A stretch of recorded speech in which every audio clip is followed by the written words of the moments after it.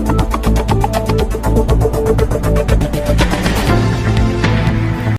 कैसे हैं आप सभी।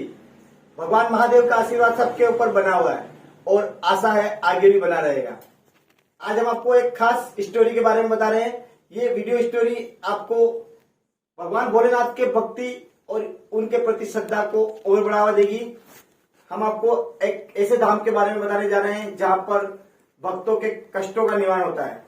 जी हाँ दोस्तों, भक्तों के प्रति अपने स्नेहवश और धर्म के प्रचार और मानव कल्याण हेतु ओघड़दानी भगवान शिव ने भारत भर में अनेक स्थानों को अपनी लीला स्थली बनाया है।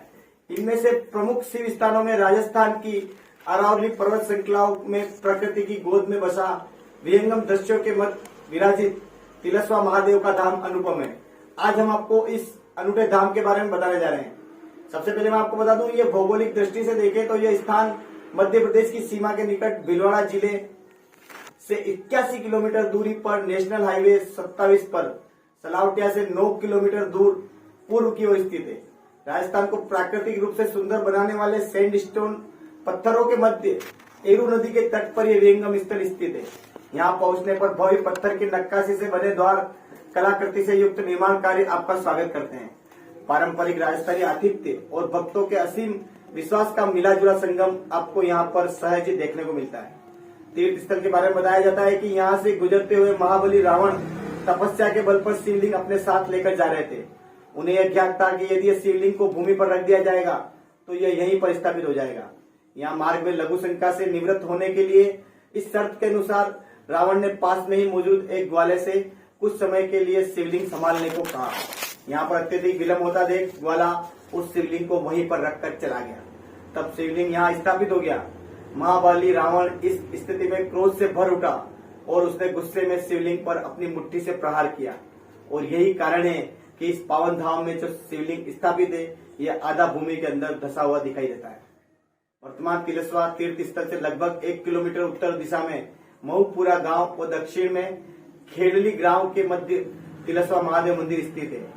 यहीं से यह बताया जाता है कि हूण राजा को शरीर पर कुष्ठ रोग निकल आया था और इस व्याधि के निवारण हेतु अनेक स्थानों पर जाने के बाद बिजोलिया मंदिर स्थित मंदाकिनी कुंड में स्नान करने से उसका कुष्ठ रोग ठीक हो गया, परंतु उसके साथ तिल मात्र रूप में वह रोग उसके शरीर में रह जाता था। राजा के शरीर पर जब तिल मात्र रोग रहने पर उसने अनेक जगह प्रयास किए और अनेक तरह की इस व्याधि के उपचार के प्रयास किए, परंतु उसके शरीर पर यह बीमारी पुनः उठ जाती थी और पूरे शरीर पर पुनः कुष्ठ रोग फैल जाता था। तब राजा ने यहाँ पर स्वप्न में राजा को भगवान शंकर ने दिव्य दर्शन देकर और दक्षिण दिशा में स्थित पवित्र नदी में स्नान कर विधिवत पूजा अर्चना करने को कहा। राजा ने इस अनुसार स्नान किया और पूजा अर्चना की। इसके बाद राजा के शरीर पर तिल भर भी कुष्ठ रोग नहीं रहा और तभी से यह स्थान तिलस्वा महादेव के नाम से जाना जाने लगा। यहाँ पर तिलस्वा महादेव के जो भी दर्शन करता है उसे तिल भर भी रोग नहीं रहता है। मंदिर परिसर में प्रवेश करने पर आपको सुंदर जलकुंड दिखाई देता है। जी हाँ, इस जल में स्नान करने से यहाँ पर कष्टों का निवारण होता है। वहीं यहाँ मध्य में एक गंगा कुंड है जिसके जल से महादेव का अभिषेक किया जाता है। यहाँ पर संगमरमर से निर्मित माँ गंगा का मंदिर भी बनाया हुआ है।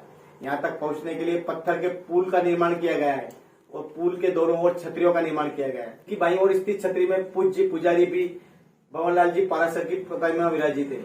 यहाँ पर प्रवेश द्वार के पास हनुमान मंदिर स्थित है। मान्यता है कि ऊपरी बाधा के कारण कष्ट उठाने वाले लोगों को यहाँ दर्शन, आराधना और प्रार्थना से वे सामान्य हो जाते हैं। यहीं से मुख्य शिव मंदिर की ओर जाने वाला मार्ग है। मुख्य मंदिर की बाईं ओर माँ अन्नपूर्णा का मंदिर है और तोरण द्वार और शनि भगवान और विष्णु भगवान के मंदिर यहाँ पर बने हुए हैं। मुख्य मंदिर के दाईं ओर गणेश मंदिर, महाकाल मंदिर और पार्श्व में सूर्य मंदिर भी यहाँ पर बने हुआ है। वहीं यहाँ पर मुख्य द्वार से प्रवेश करने पर आपको सभागृह दिखाई देगा जहाँ महादेव की गादी है। दूसरी ओर हवन वेदी मौजूद है। मुख्य गर्भगृह में दर्शन बाहर से ही किए जाते हैं। यहाँ पर पुष्प, बेलपत्र, पूजन सामग्री और शिव जी की पूजा में उपयोग आने वाली वस्तुओं से भक्तों की भावना के अनुरूप पूजन किया जाता है। यहाँ पर शिव परिवार की मूर्तियां आदिकाल से स्थापित है। शिवलिंग को हमेशा ही पुष्पों से आच्छादित और श्रृंगारित देखा जा सकता है।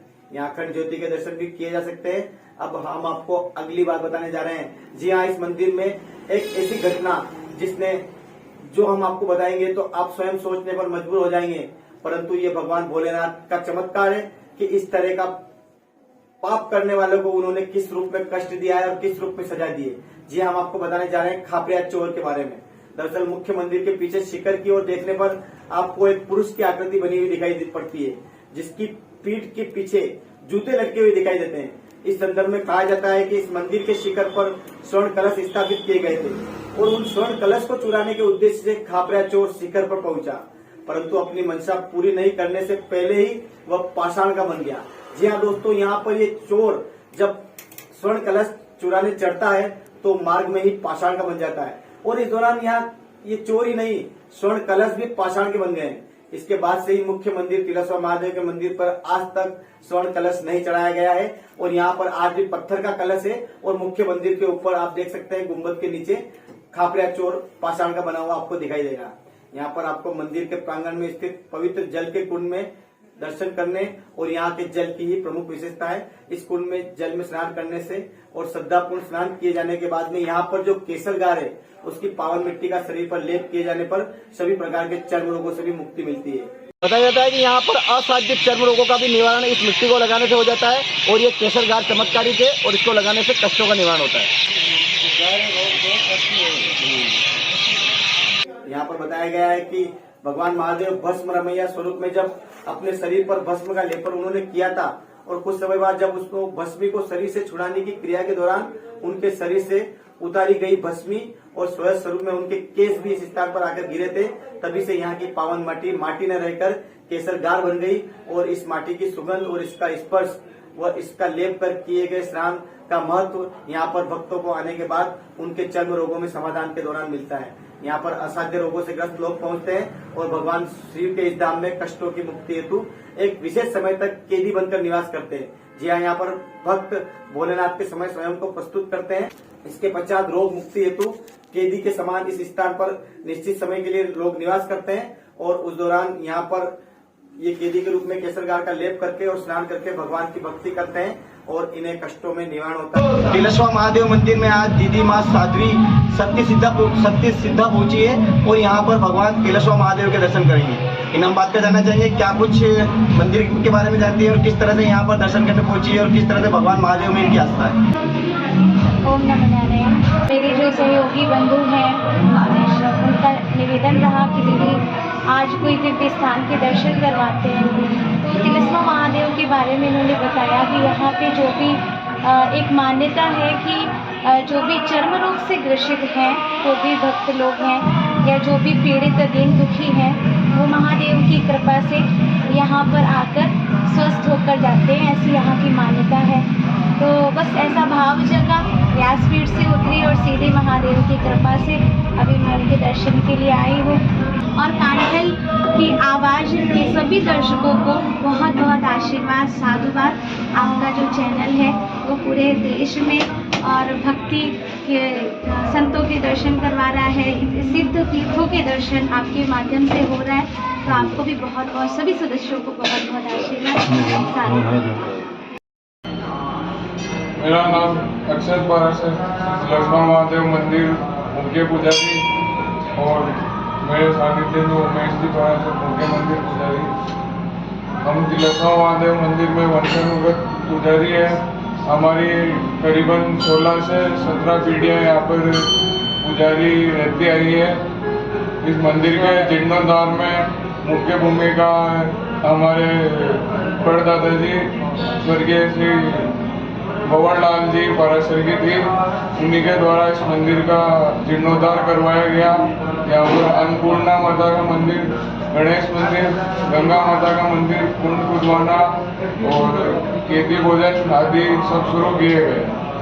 उसके बाद यहाँ पे कैदी लोग रोज परिक्रमा लगाते हैं, गागरी बोलते हैं, अपने सिर पर एक पत्थर रख करके परिक्रमा लगाते हैं।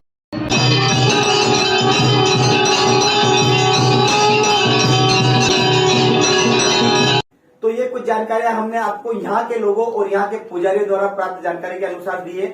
जो हमने देखा है, जो हमने समझा है, जो हमने जाना है वो आपको दिखाया है। अब आपका फर्ज बनता है भोलेनाथ के इस दिव्य स्थान को, भोलेनाथ के इस चमत्कारिक स्थान को, इस खबर को, इस वीडियो को अधिक से अधिक शेयर करें और भोलेनाथ के इस चमत्कार के बारे में पूरे देश भर में, भारत भर के लोगों को बताएं और हमारे डिजिटल चैनल को अधिक से अधिक हमारी खबरों को लाइक करें, हमारी खबरों को शेयर करें और हमारे चैनल को सब्सक्राइब करें। मनोज राठौड़, कांडेल की आवाज, प्रतापगढ़।